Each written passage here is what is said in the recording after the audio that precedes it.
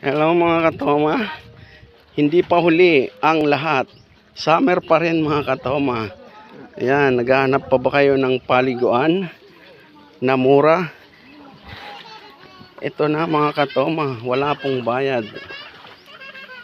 Wala kasing tubig to eh. Mas maganda rito mga katoma kung may tubig yung umaapaw dito sa daanan na to.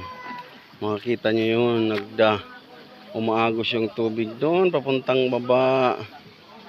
Yun, sa ngayon kasi na nagpakawala po ng tubig para po sa mga palayan, kaya ito ngayon ay hindi siya umapaw. Yan mga tomo, may mga balsa rito. Yan, daming cottage.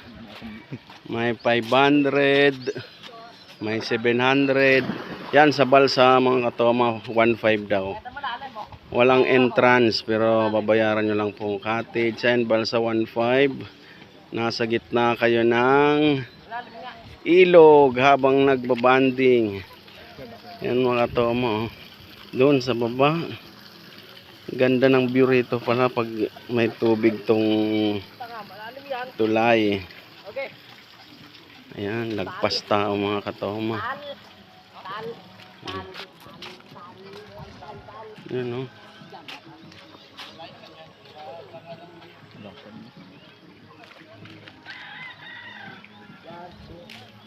Talon. Yan mga tumon. Lawak ng ilog.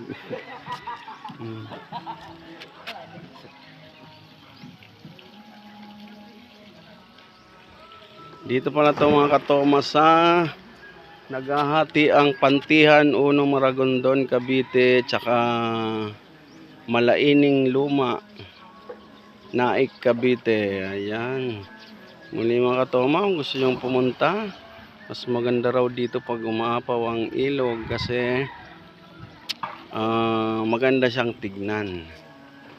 Ayan. Muli mga katoma, babush.